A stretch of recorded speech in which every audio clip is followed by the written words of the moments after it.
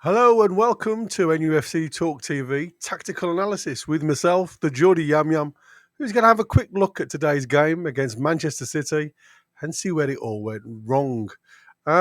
Lots to talk about, I suppose. Very little for Newcastle. The highs and lows, and the only high was we had one shot on target from Lewis Miley. Very disappointing game and a very difficult one for certain individuals. But for me, it was an absolute tactical masterclass from Pep Guardiola. And unfortunately, Eddie Howe's plans just failed. And it was literally from the outset.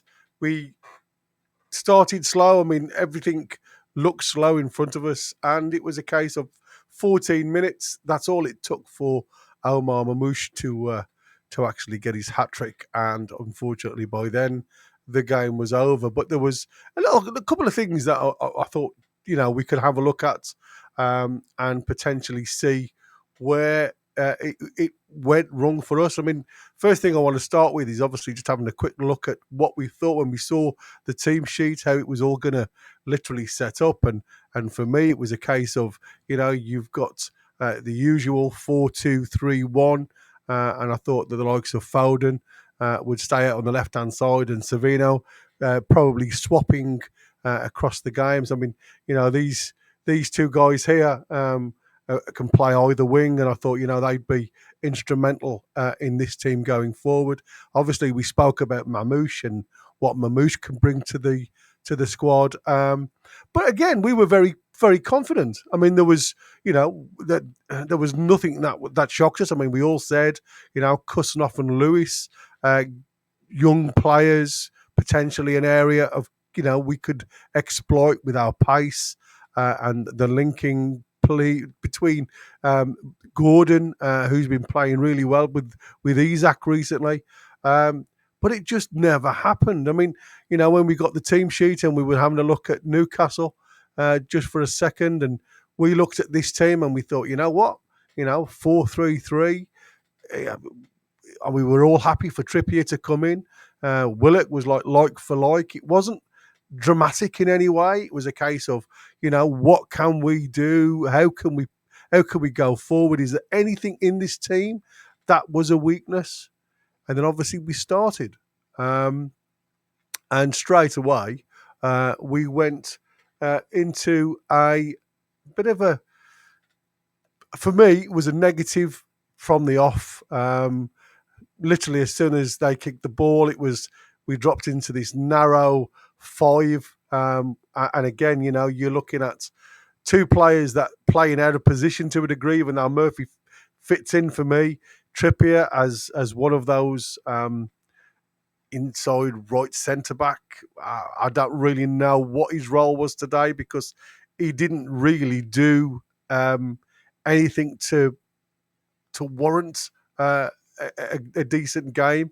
And then obviously we went to this flat 4. We call it a flat 4 if you like. In front of Man City with Isak up on his own. And the biggest problem I found, with this was the fact that we'd got, 4 players. You're asking 4 players to try and break down and stop Man City's passing lanes. And we all know that for me, Man City are one of the best teams to controlling the ball.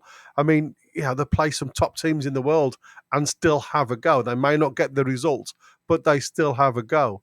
And for me, like I say, it was the slight changes to things. I mean, Foden, instead of playing out on this left-hand side, it was a case of, I'm going to come in and play in behind Haaland and Mamouche. I'm going to play on the inside right channel and play down these areas here, And then you've got Guardiola on his own down that left-hand side. Now, if I'd seen that in the middle, and I'm looking at it from myself, and this is my opinion, if I was a manager seeing this area here that we could exploit, it would be a case of, I would have said to Anthony Gordon, jump yourself across, lad. Even at this point now, Get Anthony Gordon out onto the right-hand side because we all know Willock can drop into here. And I would have just said, get yourself into that void there, play a 3 in front if you wanted to, and just change it up. Because by putting this pressure on him going in and attacking Guardiola, one, it stops Guardiola from doing this all the time. Then you could have pushed Murphy a little bit further forward to sit on, and he could have gone from the 4 in the middle if he wanted to and just run into these channels. But no, everything from Man City was coming down their right-hand side. Savino was obviously pushing onto Lewis Hall and beating him nearly all the time. I think there was only one time that I saw Lewis Hall actually put his body in front of Savino and get the ball back to Dubravka safely. Apart from that, it was very much in Savino's hands how he dictated the play. One of the main characters for Man City today, Gonzalez. I thought this lad was absolutely outstanding. Controlled the pace of the tempo of the game. Every pass was to feet. Didn't do anything spectacular. Just sat in the hole and literally played the way he faced. Controlled everything in and amongst, excuse me, the 4 players. But one of the biggest things for me is how we could win the ball back, and I just didn't see it in the formation that we had. It was so lackluster with what we'd got. Willock, these half channels, if you like, backwards and forwards, didn't really commit himself to anything. And then it was a case of, you look at how we were going to set up against Man City, and it was like, well, who's marking who? And again, it comes to a point of who's got the brains. And, I look at, all these matchups. I mean, it was Foden and Shared. It was Dan Burn and Haaland. It was Kieran Trippier and Mamouche, as their front 3 and our back 3 centre-backs, if you like. And again, is this something that Eddie Howe had foreseen?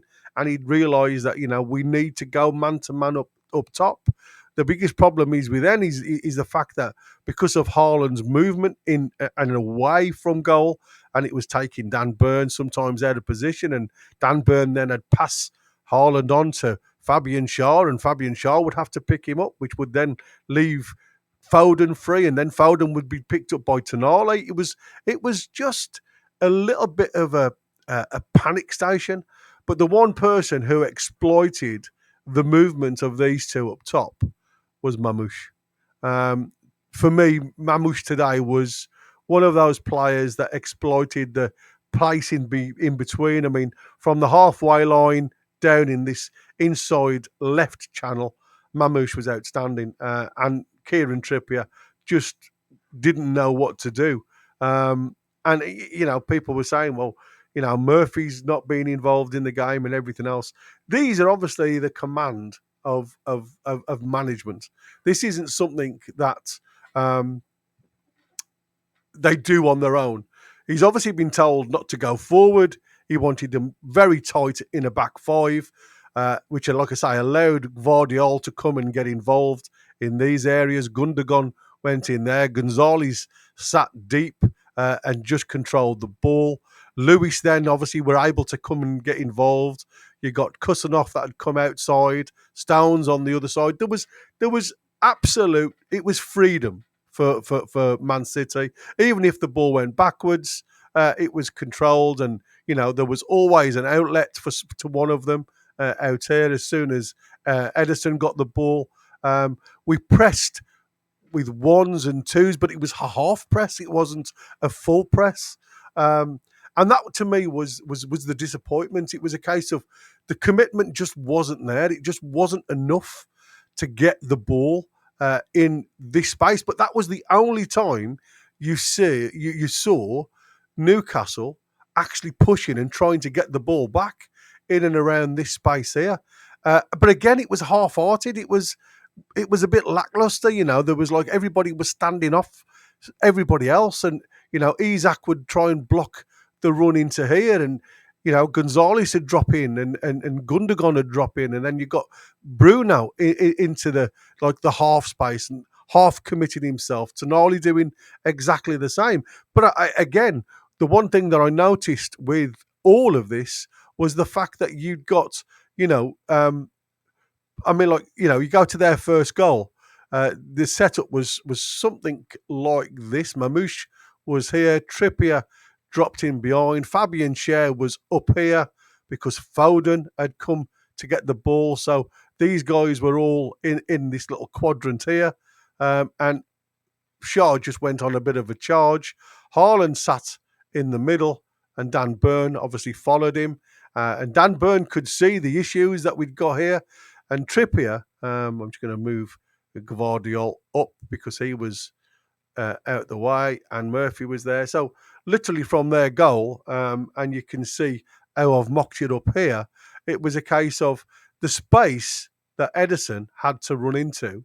How do you do it? But to me, the starting line here, if you've got, for me, it was like doing a Spursy. That is the only thing that I can see with what we've got here. If nobody's going to challenge Edison with this ball at all and give him this freedom, and again, I always say, you lead from the line at the top, whether it's Isaac or Gordon, there's got to be a press there. It can't just be allowed to bring the ball into, this space here, look up and see the run in behind of Mamouche. And again, it's if you anybody that looks back, you'll see the starting position of Kieran Trippier. It was pretty awful, if I'm honest, and it literally is just this run into here with the ball that's just going to be pumped over the top into this direction here, and it wasn't a great pass. It wasn't anything spectacular. It literally was the fact that we had got a chance of challenge the ball. If you can't get the ball, why go for it? I mean, once he commits himself to that ball in this area here and it goes over him, there's only ever going to be one winner. And you saw it was just a simple, lob from this area here into an empty net because Drubs had control. So for me, this line, this back line was completely all over the shop.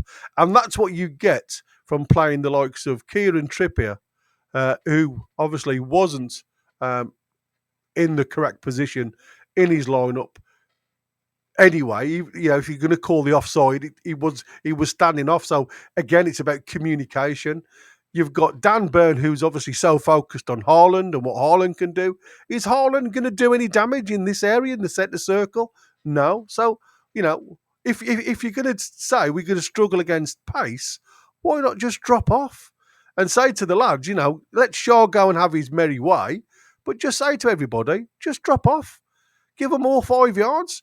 They can have the ball in this area, but once they get in behind you, we are absolutely out of the way.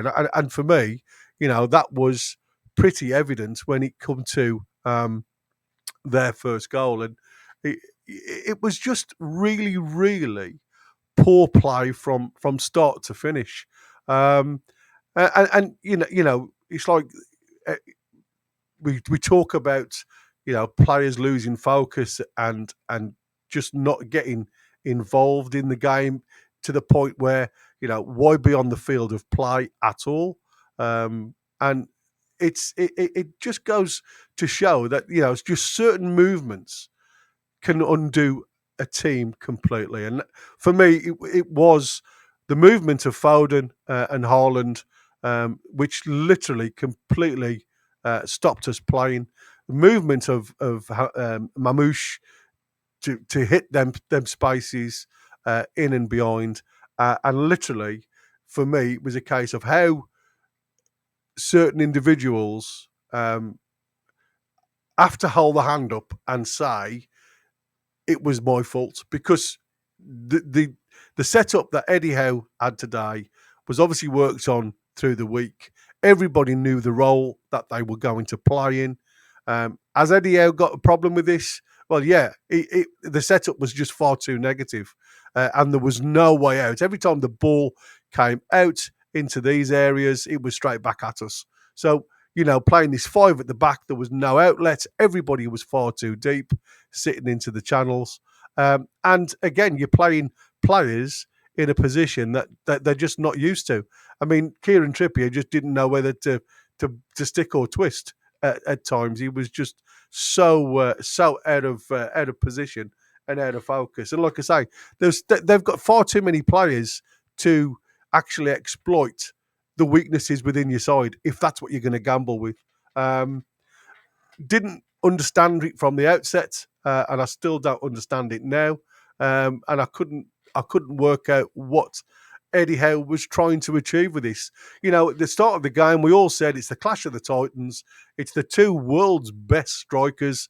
Both got something to prove, but actually had very little to do in the game, apart from one just moved our defenders out the way, and Mamouche exploited it.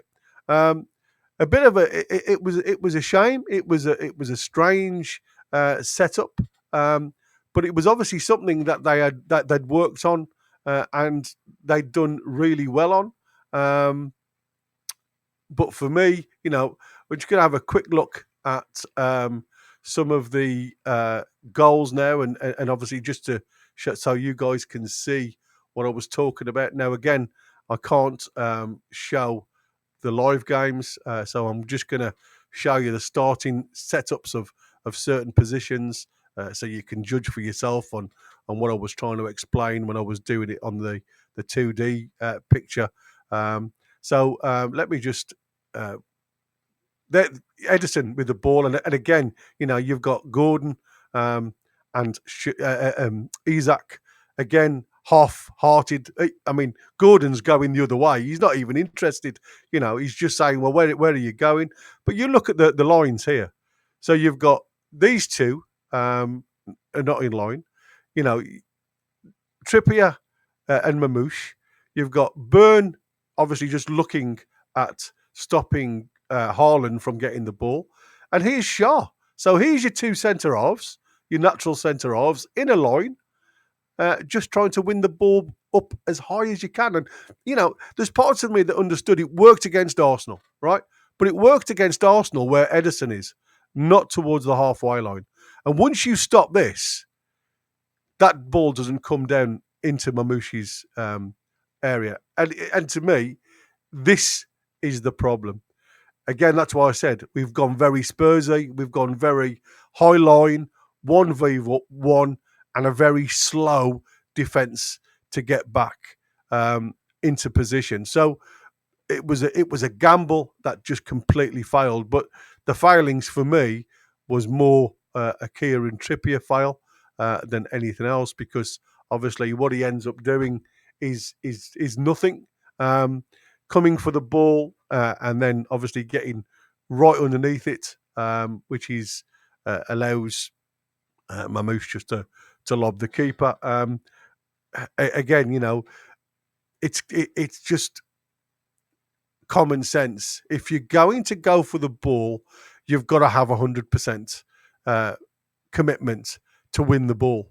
And if you feel as though you can't win the ball, then what you've got to do is get the man. And yes, people will say it's a red card. I'm not saying he's got to get him and, pull him to the ground. What he's got to do is compete for the ball once the ball bounces.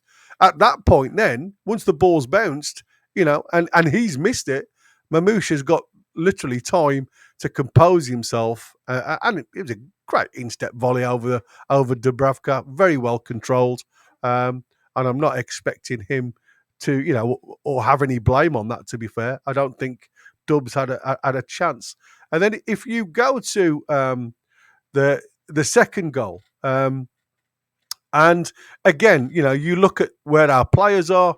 You got Lewis Hall now come inside because, again, the way we're playing, Bruno, Tonali and Willock all jogging back. And it's a simple ball from Gonzalez, as you can see here, who's just thrown the ball. What you'd got here is Savino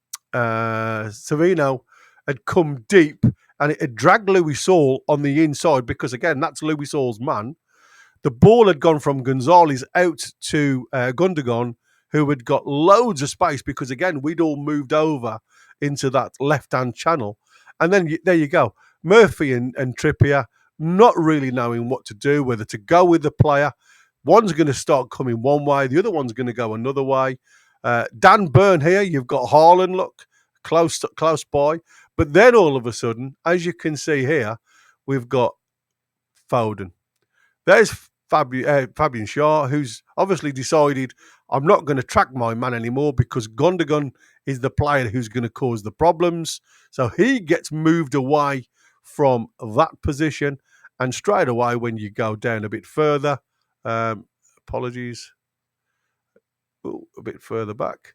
Here you go. Now, this is what I wanted to show you. Right, so everybody looks like they've gone back. But here you go. This is Mamouche. He's got two choices. He could just roll it into Foden here, who could get a shot at goal. Obviously, Dan Burn had noticed that, and he was trying to close the space. Here's Fabian Schär now, by the way, who's obviously gone to Gundogan, who's out there, completely out of his position, leaving himself an option. Look at what happens now. Dan Burn's trying to cover, and you've got Mamouche could slide a ball into this area here for the likes of Haaland to get on the end of. And like I said, for me, even though Mamouche went on to score his second goal, I think there was a second goal in any event anyway, because of this positioning play here and our original three midfielders being out of position going forward. And it was one simple ball from, again, for me, the City player who controlled the game from start to finish, didn't really give us anything in the midfield, but controlled the ball for Man City's tempo of the game, and I can't remember him actually losing a ball or giving a ball away, and that was for me Gonzalez. But again, so many options for Mamouche. If you wanted to, he could literally play it into Foden, and again, this is the tactical part for me that Pep Guardiola had had got literally Eddie Howe in his pocket. Moving Foden into this 10 slot with Mamouche was absolutely perfect because we just didn't know how to mark and handle Foden in that central area. Well, like I say, if Mamouche could have just slid it into Haaland, who would have probably scored anyway. And then we're going to go into this one. And again, you look at our setup. This is Mamouche's final goal. And this is Foden with Tonali against him. And you've got Savino. And it looks okay here. It doesn't look as though we're in any problems. You've got Shaw that had dropped in. You've got Kieran Trippier that was just keeping an eye on Haaland at the back stick there. And nobody, looks in any issue at all. And that's what I can't understand. It's just the movement. And I'm going to go to around about here. And this is where it all starts to unfold. So, isolated. And again, you're thinking of Savino had played with Hall now for most of the first half. And it was a case of every time I've gone to you, you've got no cover. Where's Anthony Gordon? Where's Willock? Supporting this role. And this is the problem. You've got Tonali now seeing this issue, and he's now trying to cover the half spaces because he's getting beat every time, and he's taking that role. We talk about before where Dan Burn has had to come out and cover this space, and it's left a massive hole behind us. I don't know why today would have been any different. Going on to that next one, and again, here you go.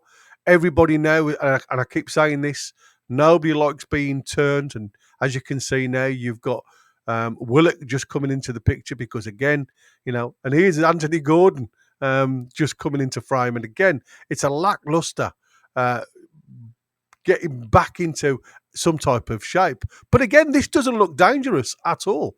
What was dangerous was the way, He's not blocking the run at all here. He's not making Savino think, do I have to come back and play backwards up the line? Or do I just hold on to the ball and look for a cross? He's just saying to him, go on, beat me. And I don't understand that. That positioning for me is totally wrong. He's got to be more at this point to stop him coming and diving into this area. Because once you get into this area, this is your target space. And once you put the ball into there, any striker running onto the ball has got it's got a goal gaping. And again, you look at your front three, all of them just got one thing in mind. Now we've got a virtually 3-on-3.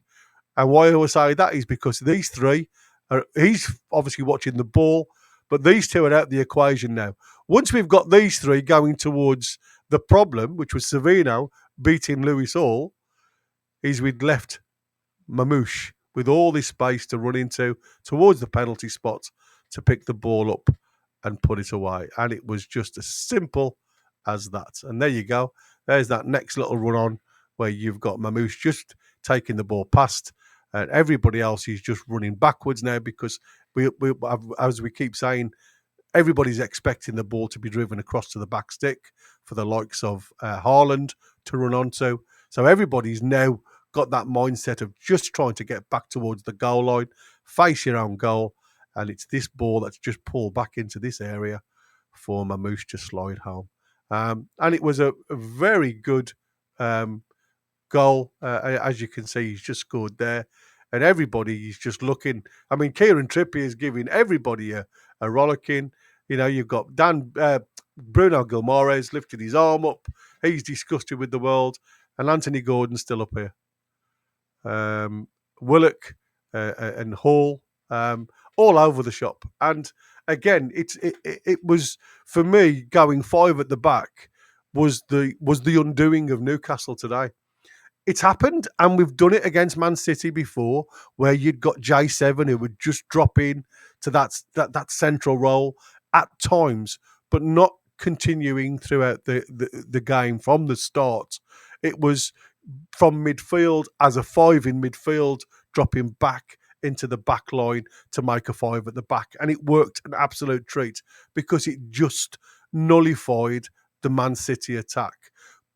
The only way you're going to stop Man City's footballers from playing is by stopping the passing lines further forward up the field and by doing a 5 either in midfield or actually going and attacking them. There's enough quality in this side on the day, if everybody was up for the game, to actually get something from this this game today. And for me, all 3 goals were too easy. Sorry, I better stop that. Were far too easy for him to actually do anything with. And for me, it was a case of why have we allowed them? I'm not going to show you the 4th goal because there's no point. I mean, it was just really, really poor play again. Corner, Gundogan throws it into the front stick. Easy flick on from Haaland into the back stick. And, for me, one of the best players this season, Tonali, ball watching, doesn't watch McAtee do a little bit of a lap round him. Yet he's got his hand on him, but there's no commitment to stop the player. There's nobody, he's not trying to get his body in the way to stop McAtee from getting round him. And then it's a tap in at the back stick. So, is it exactly what Man City deserved? Absolutely. And Newcastle got an absolute drubbing simply because they just wasn't good enough. And, people will always question whether they wanted it more than we did. And that's fact. They did want it more. Let's have a look at some stats from the game, and then we can see what and how it all come about. So, like I say, not great reading. If you're that way inclined, I mean, here we go.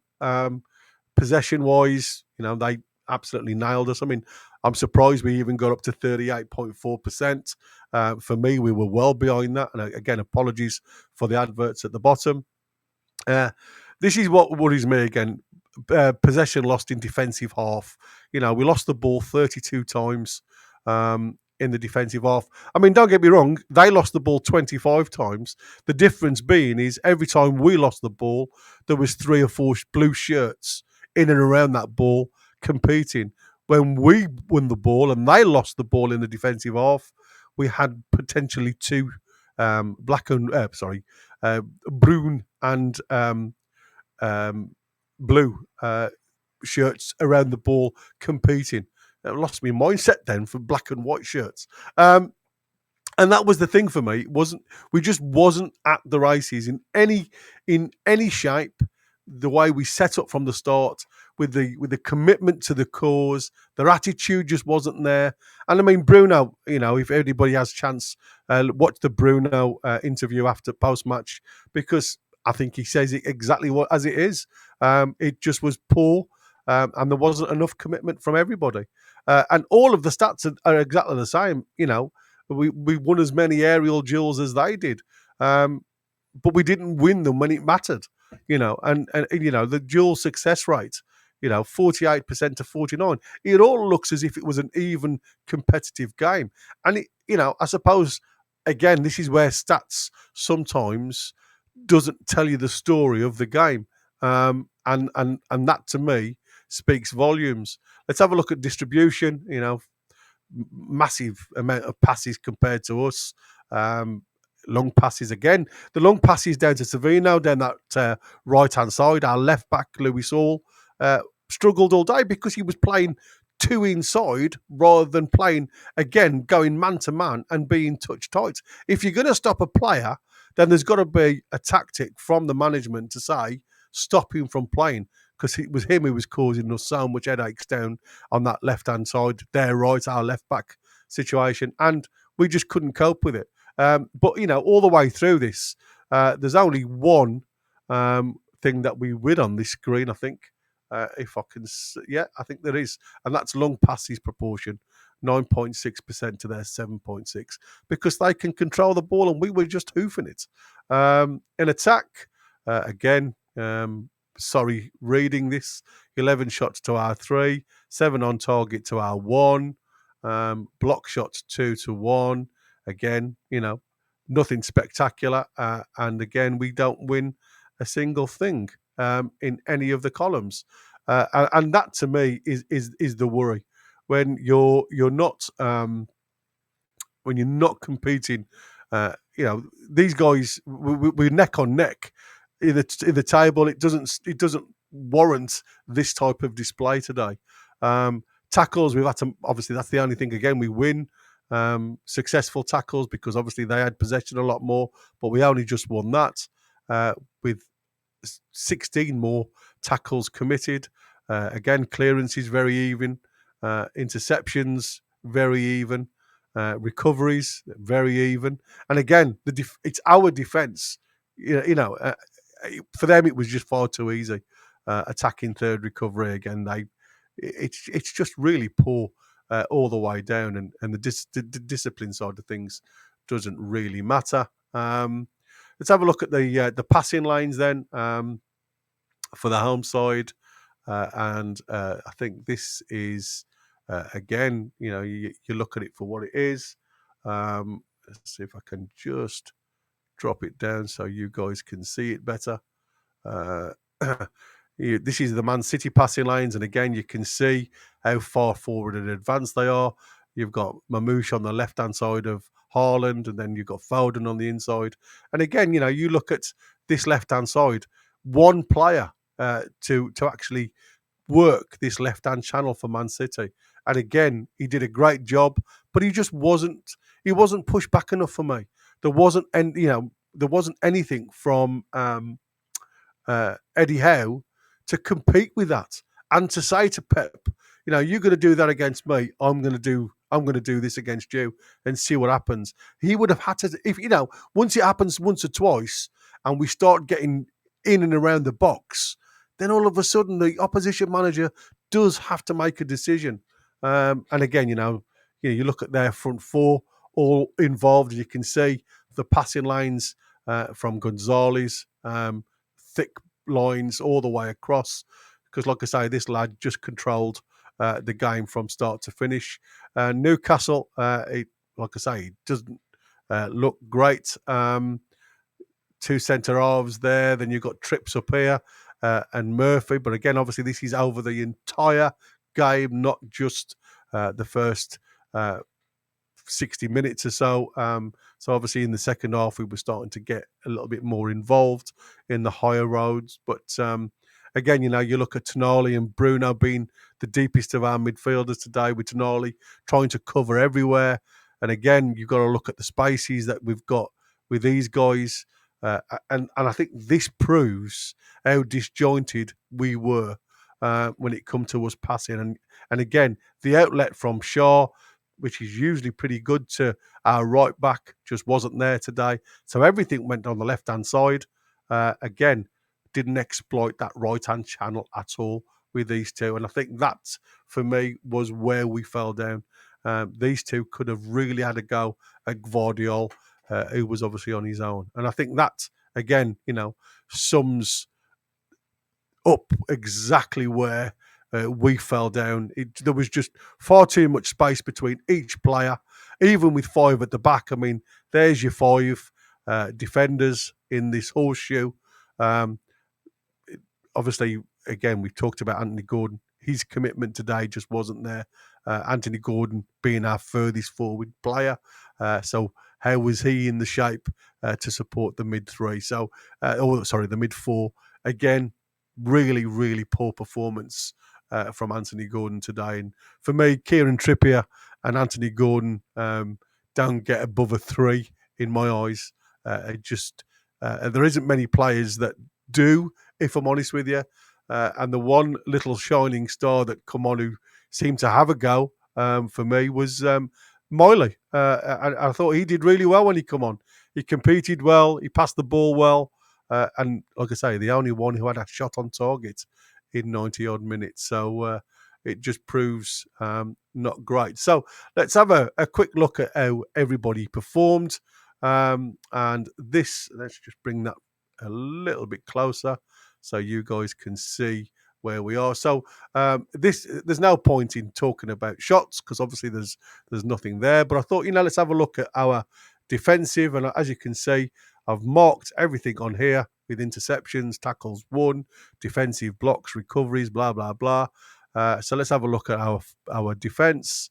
Lewis Hall involved in a number of recoveries, tackles not won, and these are tackles lost in red. These are tackles won in green, and these are your recoveries in blue. So a number of tackles involved or involvements because obviously Savinho just kept pegging him back. So yeah, he was involved a lot. Dan Burn, again, involved a hell of a lot because a lot of recoveries. These are all clearances and interceptions going through to the middle. And then obviously you've got the tackles, one in the box where we saw him do the sliding tackle, where we all thought that Haaland was going to get through. And there was a couple of tackles that he actually lost well away from goal. So that really doesn't matter up there. But again, in and around the box, Dan Burn, again, didn't really put a foot wrong when it comes to tackles. Fabian Shaw, again, it's all about positioning. As you can see, it's all blues and greens. It looks great. And I said the only one that he lost was out towards the midway section. And again, doesn't really. People say, well, they're looking at that and how have we lost the game? But again, it's about positioning. And he was found out of position a lot of the times, which again, Mamouche exploited, and it pulled other players out of position to try and close that down, by which time it was too late. Going on to Kieran Trippier, and again, I think that speaks volumes. So he has literally recovery, clearance, and an interception for the time that he was on the field. And I think that, to me, speaks volumes of where our defence was. Let's have a look now at, where is he? Murphy, because obviously he played in there as well. So again, you've got all greens and blues with the recoveries, nothing red. But again, again, a lot of criticism from players. But again, the manager's asking you to do a job, and he's doing it to his best ability. And nothing of worth to actually talk about, really, when it comes to, our defensive line was absolutely appalling. There was no stack to it. There was no shape to it at times. Too many players were coming in and out of the line, and I think it just caused confusion. But again, Man City's movement was just outstanding. And again, just we often talk about players having that commitment just to pull players out of position for other players to exploit, and you saw it for everybody to see today, and it worked an absolute treat. So for me, it was something that we needed to see. I don't know why that's gone off. You guys haven't been looking at that at all by the looks of it, which is a shame. I've been talking on my own for a long period of time there. So I don't know how much you saw and how much you didn't see, because I'm on another screen and I haven't got this screen in front of me. So again, I apologise for that, because you obviously haven't been watching it. But again, this is what I'm saying. This is just me, my opinions. I've not looked into anything else. I've not, taken on board anybody else's opinions. I've come away from the channel so I can concentrate on what I saw. I've rewatched the highlights 2 or 3 times. And like I say, it's my opinion. And I don't want to sway anybody else's. But when you've got probably 11 players that just weren't in the race today, then unfortunately you are going to be on the losing side, and that to me was paramount today.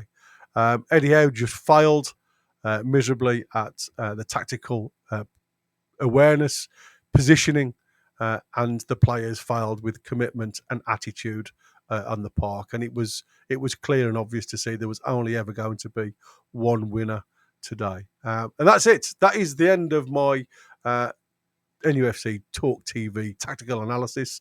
Apologies for the video that didn't come up towards the end, that you were just seeing a blank screen. I don't know what happened there. There was obviously a technical issue. I'll have a look and do better next time. But for now, away the lads, lasses and bairns, and hopefully the next time I have this tactical analysis, we're going to have some better news. But until then, I'll see you next time. Bye-bye for now.